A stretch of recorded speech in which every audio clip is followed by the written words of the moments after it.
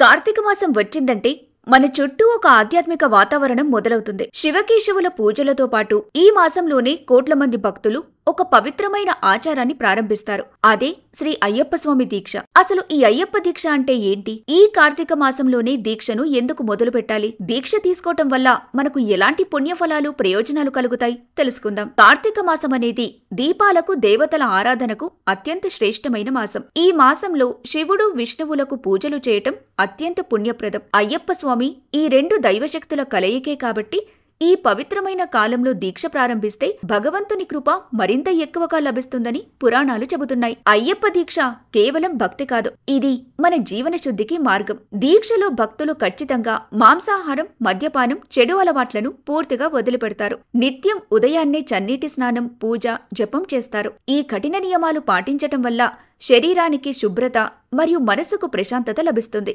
భక్తుడు శారీరకంగా, మానసికంగా బలపడతాడు. అయ్యప్ప స్వామి శివుడు, విష్ణువు యొక్క కలయికలో జన్మించిన దైవం. అందుకే ఆయన్ని హరిహరసుతుడు అని పిలుస్తారు. ఈ కార్తీక మాసంలో అయ్యప్ప దీక్ష చేయటం అంటే ఏకకాలంలో రెండు ప్రధాన దైవశక్తులను ఆరాధించటం. ఇది భక్తులకు అపారమైన ఆధ్యాత్మిక శక్తిని, ఆశీస్సులను అందిస్తుంది. అయ్యప్ప దీక్ష అనేది ఒక భక్తి పరీక్ష మాత్రమే కాదు, ఇది మన జీవితానికి అవసరమైన క్రమశిక్షణను నేర్పుతుంది. దీక్షలో భక్తుడు నిరాడంబరంగా ఉండటం, సహనం పాటించడం, సత్యాన్ని మాట్లాడటం, ప్రతి ఒక్కరిలో స్వామిని చూస్తూ వినయంగా నడుచుకోవటం వంటి ఉత్తమ గుణాలను అలవర్చుకుంటాడు. ఇది భక్తితో పాటు ఒక వ్యక్తిని ఉత్తమ పౌరుడిగా తీర్చిదిద్దుతుంది. సాధారణంగా భక్తులు కార్తీక మాసం నుంచే దీక్ష తీసుకుని 41 రోజుల అత్యంత కఠిన నియమాలు పాటిస్తారు. ఆ తర్వాత మార్గశిర పౌర్ణమి నాటికి శబరిమల యాత్రకు సిద్ధమవుతారు.